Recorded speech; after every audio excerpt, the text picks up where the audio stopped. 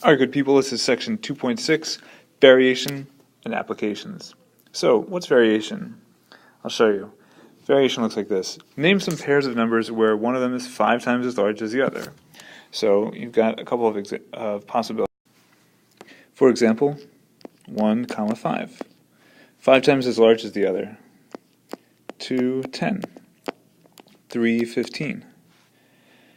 1 half, 5 halves. You could have 0.6 and 3.0. You could even have negative 0.6 and negative 3.0. The equation would be y equals 5 times x. All the x values, you multiply them by 5 to get the y values. In general, we call this direct variation, whereby it's two variables and you have one constant in the middle. You can say that y varies directly with x. You can also say y is directly proportional to x. So, for example, the number of dogs is directly proportional to the number of dog legs. So you could say, for example, if you had 1 dog, 4 legs, 2 dogs, 8 legs. The equation would be y equals 4x. Here's a different kind of variation. Name some pairs of numbers whose product is 12. So, for example, you could have 1 and 12, 2 and 6, 3 and 4. You could even have negative numbers like negative 1 and negative 12. The product is still positive 12. 0.5 and 24. So the equation in general could look like this: x times y is equal to 12. Or another version of that, popular version, would be y equals 12 over x. Either one of those two would work for the equation. And inverse variation is x times y equals k, or y equals k over x. And we generally say y varies inversely with x, or y is inversely proportional to x. So an example, a real-life example of this would be, for example, if you had the faster you drive in miles per hour, the less time in hours that you will take to go the same distance. So let's say you had, for example, 50 miles to drive. R times t. You could drive it like this. You could say 50. You could do that 50 miles at 15 miles per hour times 1 hour, or you could go the same distance, 15 miles per hour, 25 miles per hour times 2 hours. So, as you can see, rate and time are inversely proportional. When one goes up, the other one goes down. Here's another kind of variation. Name some circle radii and the resulting areas. So you could have, if the radius is 1, the area would be pi, because 1 squared times pi is pi. And then you could have 2, 4 pi. And then you could have 3, 9 pi. If the radius is 3, then the area is going to be 3 squared, which is 9 pi. Now might be just a great time to talk to you about one another capital of states. It's Dover, Delaware. Did you know that Dover is the capital of Delaware? Well, that's your audio check for today. So the variation with a square. So this equation follows this format. You can see where the pi is equal to k.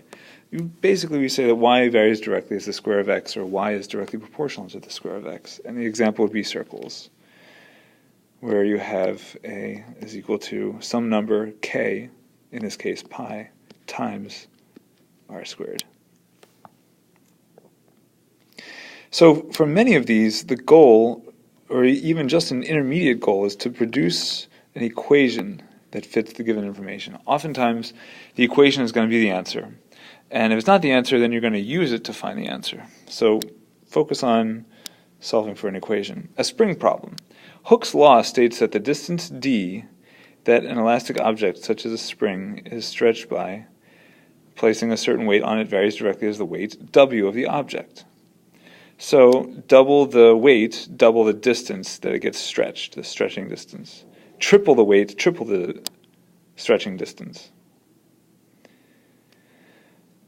If the distance is 40 centimeters when the weight is 3 kilograms, what weight would it be required to stretch the spring 60 centimeters? So right away, let's start off with the equation. Distance d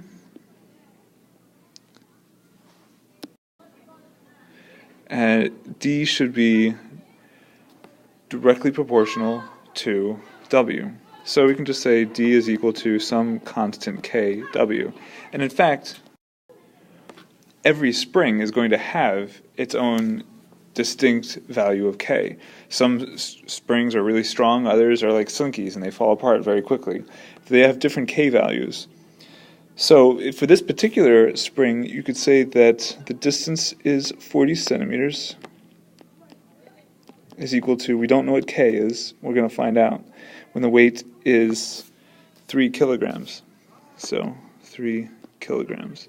If you divide both sides by 3 kilograms, you get k is equal to 40 centimeters per 3 kilograms. That's a value of k that's always going to be true for this spring. So we're going to use that as our equation. D is equal to 40 over 3 W. And now they give us a d value, and they say this is going to be 60 is equal to 40 over 3 W.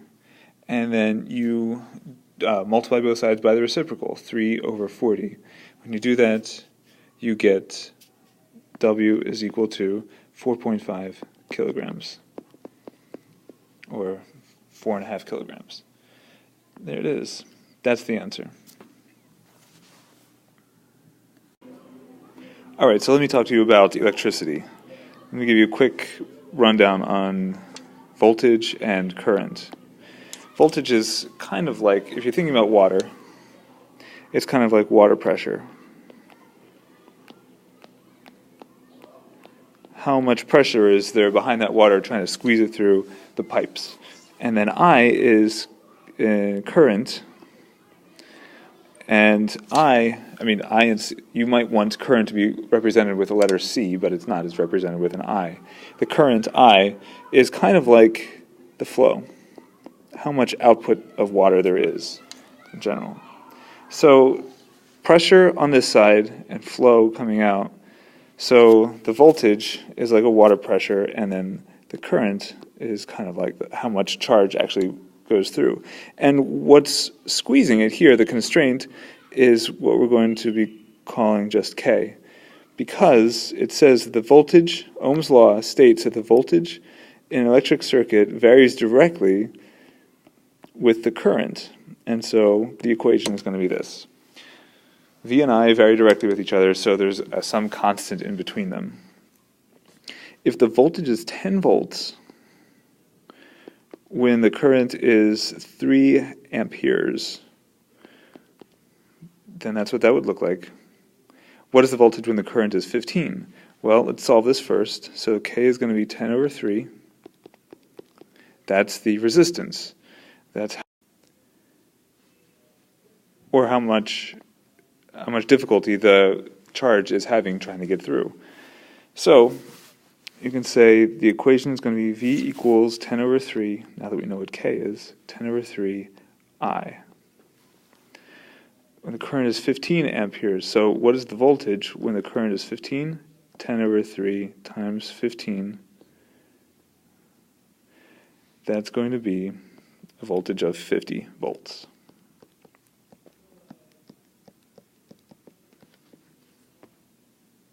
Another example. The amount of garbage G produced in the United States varies directly with the number of people N. Well, so as soon as I see varies directly, it's just going to be G equals KN.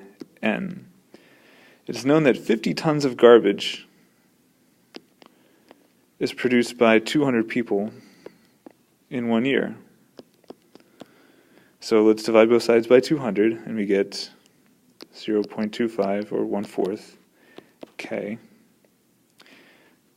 So now I know the equation is G equals 0.25 N. The population of San Francisco is 705,000 how much garbage? We don't know the garbage. 0.25 times 705,000. How much garbage is produced by the people of San Francisco in 1 year? If you multiply those two together, you get a whole lot of garbage. 1,700. 176,250 tons of garbage. There it is. First step, find K and use that in the equation. Find an equation of variation in which y varies inversely as x. Okay, so just taking that part, we know that x times y is going to equal k. And then y equals 32 when x is equal to 0.2. If you multiply those two together, you get 6.4. K equals 6.4. And so therefore the equation, you could have either, as an answer, you could have xy is equal to 6.4, or you could say y is equal to 6.4 over x. Those are two possible answers. Next. Here's another kind of variation. It's called joint variation. Find an equation of variation in which y varies jointly. What does that mean? Y varies jointly as x and z at the same time. Y equals kxz. And if y is 42 when x is 2 and z is 3, we want to figure out what k is.